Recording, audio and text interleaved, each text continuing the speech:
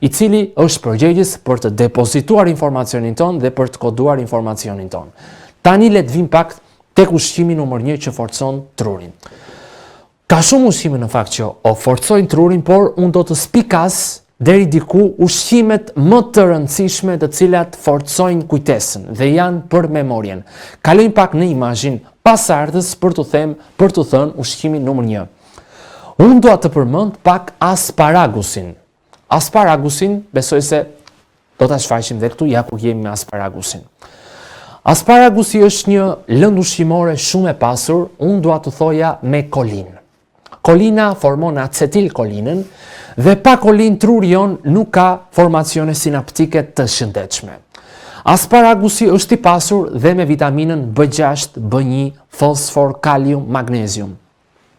Ndër këto lëndë ushqimore, tek asparagusi që është për trurin, unë doja të specifikoja vitaminën B1. Tiamina është një vitamin aq shumë e rëndësishme për trurin, saqë bën të mundur djegjen e glukozës. Madje tiamina shton dhe ngarkesën elektrike të sinapseve. Pra, tiamina ose vitamina B1 është mjaft e rëndësishme për të shtuar sintezën e acetilkolinës, ku formohet nëpërmjet kolinës dhe të një neurotransmetuesi tjetër që është në korteksin prefrontal, i cili quhet acidi amino gamma butyrik. Asparagusi ka dhe vitaminën B6. B6 që quhet piridoksamina është kofaktore alanin glioksalat aminotransferazës. Pra, vitamina B1 që ndodhet tek asparagusi është tepër esenciale për ngarkesën, për elektricitetin te neuronet e trurit të madh. Vitamina B6 është tepër esenciale për metabolizmin e aminoacideve.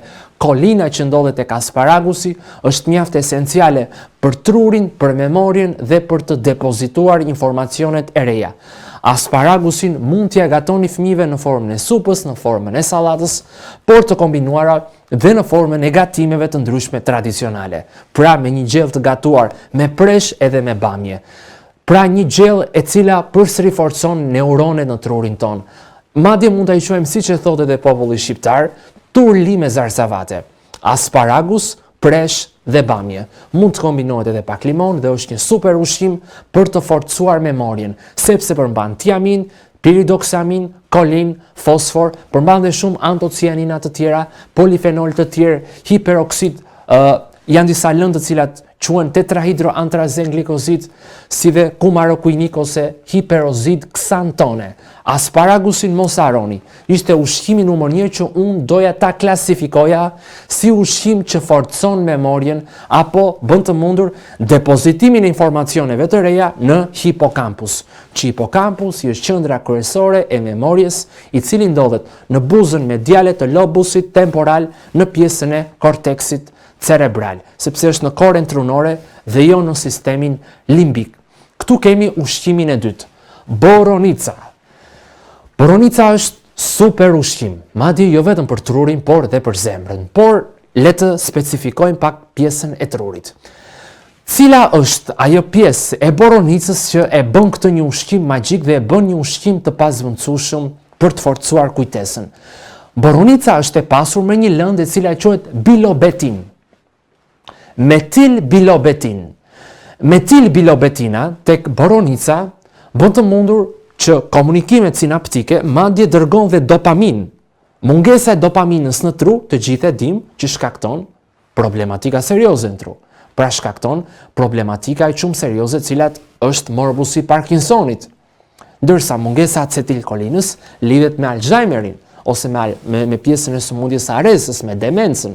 Por çfarë bën metilbilobetina? Bilobetina ndryshe është edhe një flavonoid antioksidant. Dhe bilobetina forcon pars retikulata dhe pars kompakta të substancës nigra. Dhe këto i quhen lidhjet nigrostriatale. Dhe dopamina nga substanca nigra, që është substanca e zezë e trurit, shkon në pjesën e neurostriatumit, nucleus caudatus dhe në nucleus caput putamen. Pra, çfarë kemi këtu tek pjesa e boronicës? Boronicat kanë bilobetinën. Bilobetina forcon pars retikulata dhe pars kompakta të cilat dërgojnë dopamin, të cilat u shkon dopamina, pars kompakta dhe pars retikulata janë në substancën e zezë të trurit. Edhe ato e dërgojnë dopaminën në pjesën e rrugëve motorike, të cilat janë nucleus caudatus dhe nucleus caput putamen. Dhe këtu ne kemi funksion motorik. Boronica edhe njërë tjetër, për ta shpjeguar më qartë, bilobetina, fisetina, kuarcetin 3 glukozid, kuarcetin 3 rutinozidet, pra flavonoidet cilat ndodhen aty, është edhe një lëndë e cila quhet KM-ferol glikozid, ose një lëndë tjetër e cila quhet acid fisedik, ose melitrik acid. Këto bëjnë të mundur forcimin e trurit dhe dërgojnë dopamin nga substanca e zezë për në pjesën e nukleus ose te pjesa e neurostriatumit. Dhe këto funksione në tru bëjnë që ne mos të harrojmë funksionet motorike, pra rregullojnë funksionet motorike elementare dhe pjesën e tonusit të muskulaturës. Mos harroni që një pacient me Parkinson, pra boronica parandalon dhe Parkinsonin. Parkinsoni është sëmundje neodegenerative dhe absolutisht askusht nuk duhet ta ketë në trupin e tij, sepse është me të vërtet një sëmundje e cila konstatohet me një tremor të pavullnetshëm. Mund t'i keni parë, mund t'i keni rastisur se sa i rrezikshëm është Parkinsoni si sëmundje. Dhe vetë rrënjët e Parkinsonit janë në zorë, janë dhe në mëlçi, në toksinat që grumbullojnë këto organe.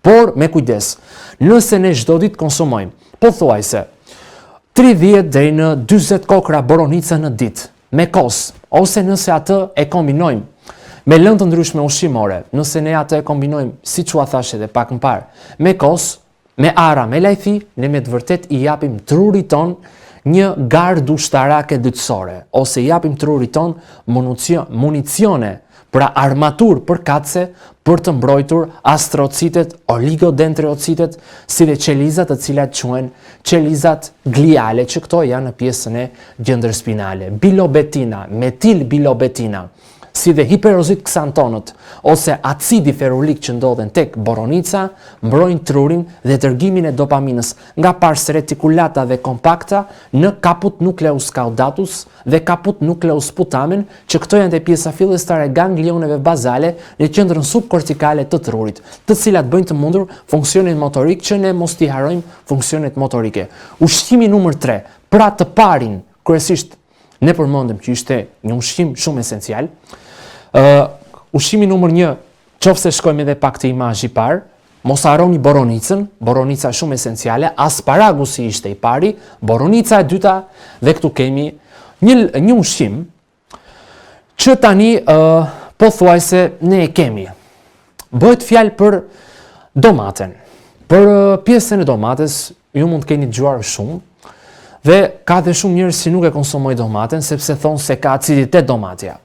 Por po flasim për ato domate jo të marra, jo të importuara, por të domate deri diku e vendit ton. Dhe një domate pa pesticide, pa herbicide, apo mos të ketë lëndë të papastra, të cilat të kontaminojnë produktin ushqimor. Pra të jetë një domate organike.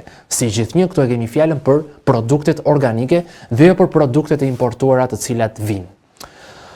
Domatja ka një lëndë dhe një flavonoid i cili quhet likopen. Likopeni është një lëndë aq shumë e rëndësishme për trurin, saqë likopeni nuk lejon deri diku atë rënjen ose reduktimin e ngarkesës elektrike apo të valve depolarizuese të trurit. Truri ka shumë sinapse elektrike. Sinapse elektrike do të thotë komunikime elektrike. Dhe domatja është shumë e rëndësishme për të forcuar sinapset elektrike. Madje lëngu i domates me likopen është esencial përsëri. Domatja përmban dhe acid askorbik, vitamin C. Domatja përmban dhe një lëndë tjetër, e cila zakonisht quhet nuciferol, eremicin. Nuciferoli dhe eremicina së bashku me likopenin forcojnë këto komunikimet sinaptike.